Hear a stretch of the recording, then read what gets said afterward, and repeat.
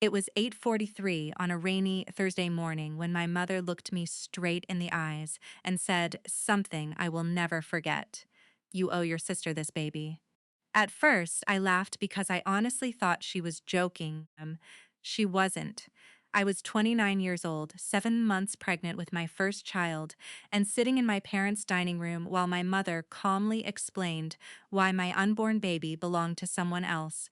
My husband, Ethan, had passed away in a car accident just 4 months earlier. I was still learning how to breathe without him. Every kick from our baby reminded me that a part of him was still alive inside me. That little girl was all I had left. But to my mother, she wasn't my daughter. She was a solution.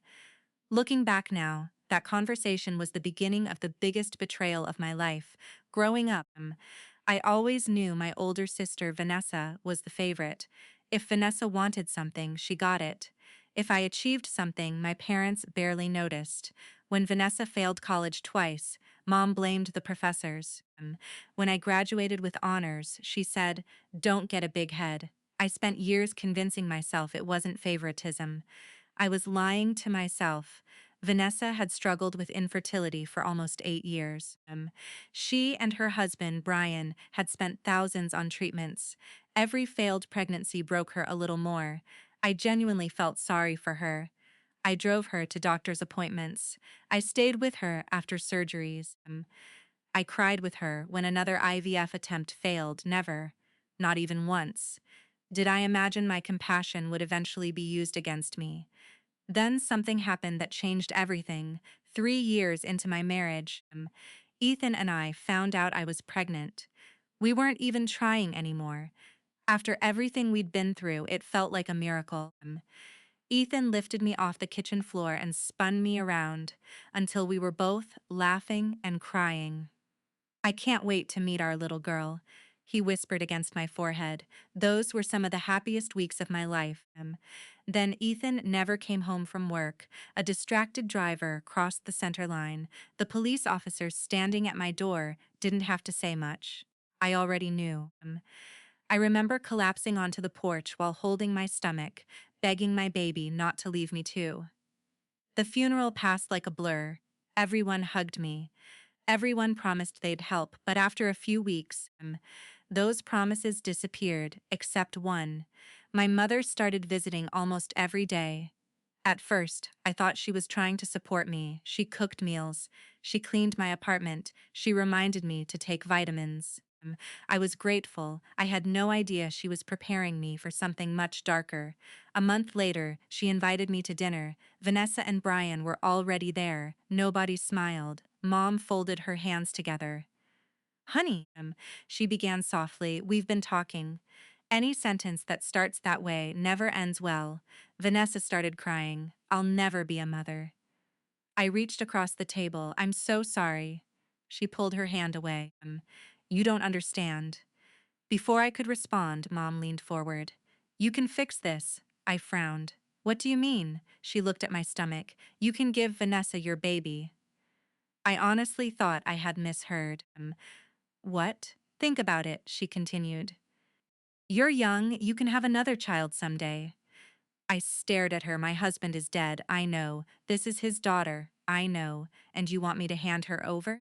Mom sighed like I was being unreasonable. "Vanessa deserves this chance." I stood so quickly my chair almost tipped over. No. That single word changed everything. I wish I had known what was coming next. After that dinner, the phone calls started. Mom called every morning, every afternoon, every night. Sometimes she'd leave 10 voicemails. "Don't be selfish. Your sister is suffering."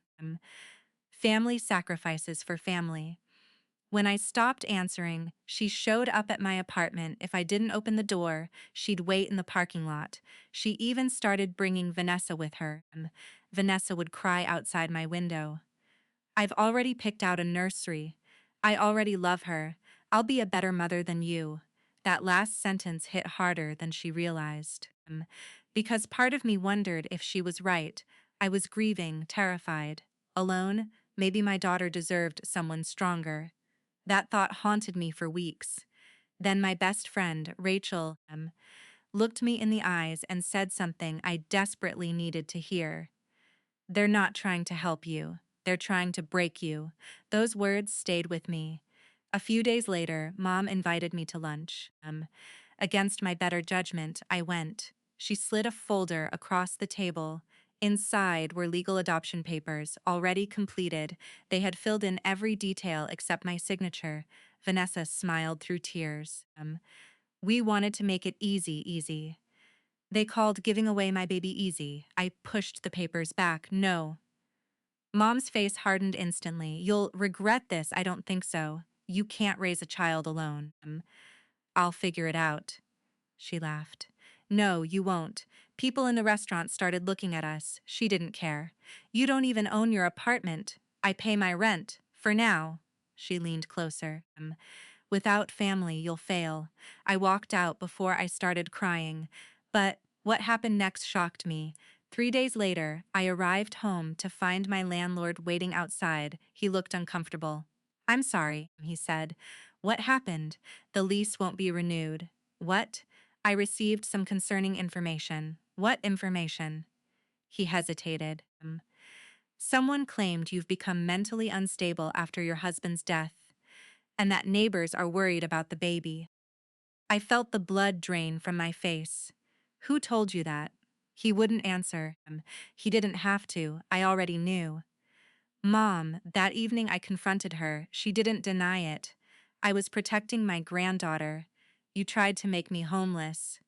"I tried to make you realize you're not capable." I couldn't believe I was hearing this. "You lied. I did what was necessary." That night, I blocked everyone's numbers. My mother, Vanessa, Brian, every single one. For the first time in weeks, my apartment felt peaceful until someone knocked on my door at 11:30 p.m. It was Vanessa. She looked exhausted. "I just want to talk." Against my instincts, I let her inside. She looked around the apartment before sitting on the couch. "I know, Mom pushed too hard." I stayed silent. She wiped away tears. "I just wanted one chance to be a mom." "I know. You have no idea how much this hurts." "I do understand." "No," she snapped. "You don't." Her entire expression changed. The sadness disappeared. Something colder replaced it. "If Ethan were alive, maybe he'd agree with us." I froze. "Don't talk about my husband. He would have wanted the baby to stay in the family." "You don't know what he would have wanted." "I know he loved me too." That sentence made my stomach twist. Why would she say that? Before I could ask, she quickly changed the subject. It felt strange. Wrong, but I couldn't explain why.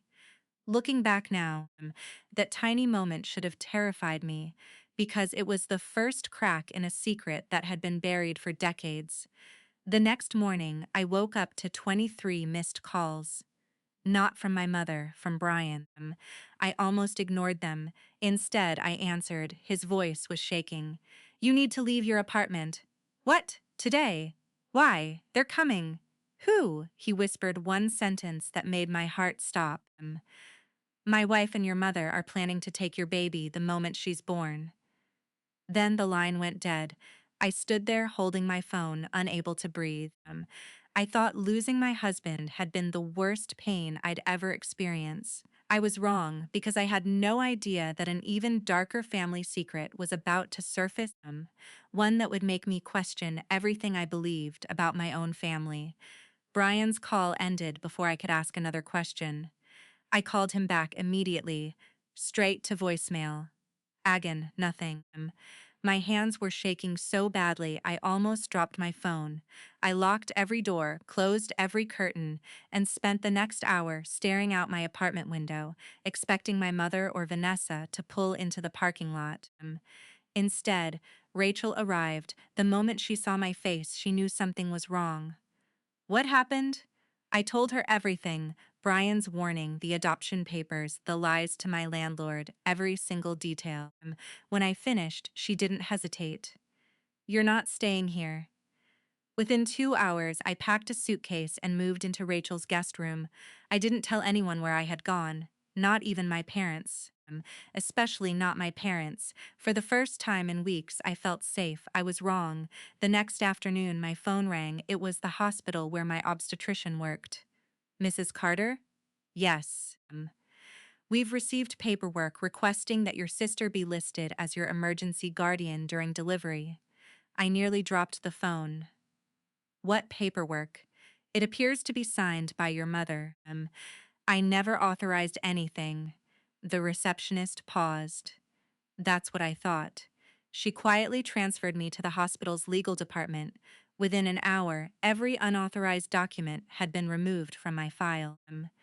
The attorney assigned to patient advocacy looked me straight in the eyes. Someone is attempting to interfere with your parental rights. I never expected those words to change my life. She advised me to create a password that only I would know. No one, not even family, would receive information unless they provided it. She also recommended I prepare legal paperwork naming Rachel as my emergency contact. I signed everything that same day. Looking back now, that decision saved my daughter. 2 weeks later, I went into labor. Rachel drove me to the hospital before sunrise. The contractions were unbearable. But something else terrified me more. Would they find me? 7 hours later, I heard the most beautiful sound I'd ever heard. My daughter cried. The nurse placed her on my chest. She had Ethan's eyes. I burst into tears. Hi, sweetheart, I whispered. I'm your mommy. For a few minutes, the entire world disappeared. Then the hospital room door burst open. My mother, Vanessa Bryan, and two security officers behind them. My heart stopped. Mom pointed at my baby. That's Vanessa's daughter. Before I could answer, the head nurse stepped between us. I'm going to ask all visitors to leave. Mom held up copies of the adoption paperwork. They already agreed. The hospital attorney walked into the room almost immediately. No, she said firmly, they did not. She turned towards security. Escort these individuals out. Mom started screaming. She's mentally unstable. She's grieving. She's incapable of raising that child. The attorney calmly replied. We've documented every fraudulent attempt you've made over the past month. The color drained from my mother's face. Security escorted all three of them out, while my daughter slept peacefully against my chest. I thought that was finally the end. I couldn't have been more wrong. 3 days after I returned home, Brian knocked on Rachel's front door. He looked exhausted. I need to tell you everything. I almost slammed the door in his face. Instead, Rachel stayed beside me while he spoke. I should have stopped this months ago. What are you talking about? He handed me a thick envelope. Inside were old letters, medical records, bank statements, photographs. None of it made sense. Until I reached the last document, it was a DNA report, not mine. Vanessa's Brian pointed to one highlighted sentence. Vanessa was born with a rare genetic condition. She had never been infertile.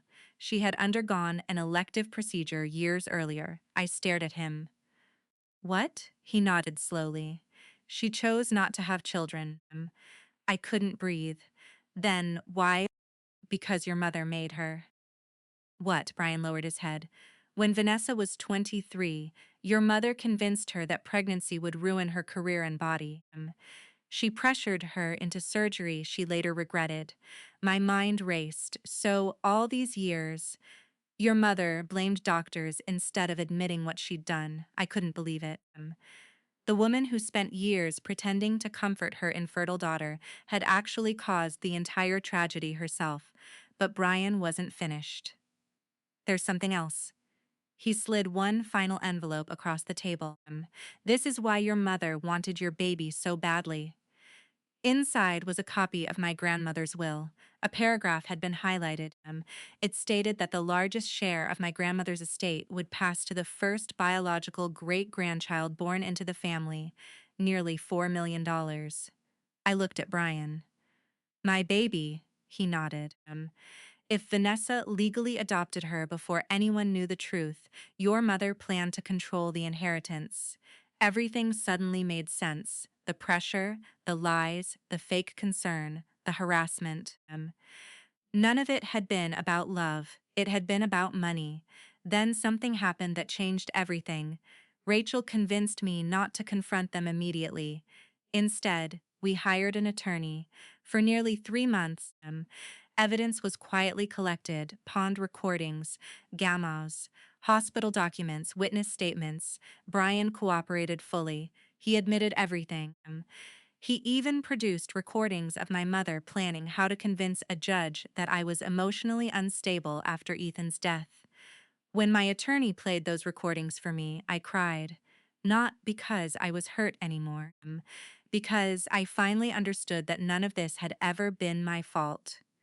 The court hearing arrived in early November. My mother looked confident walking into the courtroom. Vanessa wouldn't even look at me. Our attorney waited until everyone had spoken. Then she calmly began presenting evidence, recording after recording, document after document. The judge's expression slowly changed. By the end of the hearing, the courtroom was completely silent. Finally, the judge looked directly at my mother. You attempted to fraudulently interfere with a mother's parental rights. He turned toward Vanessa. You knowingly participated. Then he addressed both of them.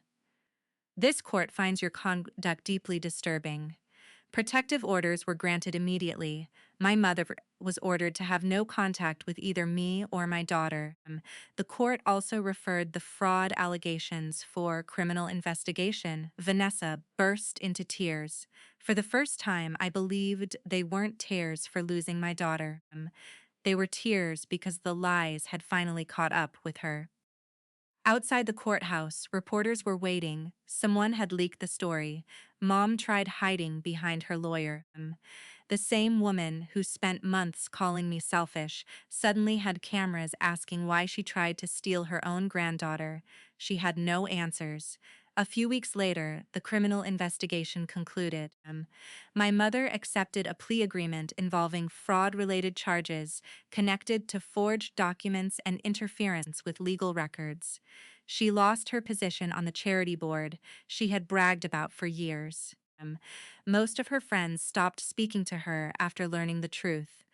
Vanessa divorced Brian 6 months later. She sent me one handwritten letter. It wasn't an excuse. It wasn't a request for forgiveness. It simply said, I spent my entire life trying to earn Mom's approval. I forgot how to think for myself. I never replied. Some chapters don't need another conversation. As for the inheritance, my grandmother's estate passed exactly as she intended, not because of the money, because the truth had finally been honored. I used part of it to buy a small house with a big backyard, the kind Ethan and I used to dream about. Every spring, my daughter and I plant flowers together. She's old enough now to ask about her father. I tell her how brave he was, how kind he was, how much he loved her before she was even born. One afternoon she asked, Mommy, did Grandma love me? I smiled sadly. The people who truly love you never try to take you away from the people who love you most. She hugged me tighter than ever before. In that moment, I realized something. My mother spent years believing she could control everyone around her. She controlled my sister. She tried to control me. She even tried to claim my child. But the one thing she could never control was the truth. They tried to take the last piece of my husband away from me. Instead, they exposed themselves, lost everything they cared about, and watched the life they built on lies collapse piece by piece. And for the first time since Ethan walked out the door that final morning, I finally felt free.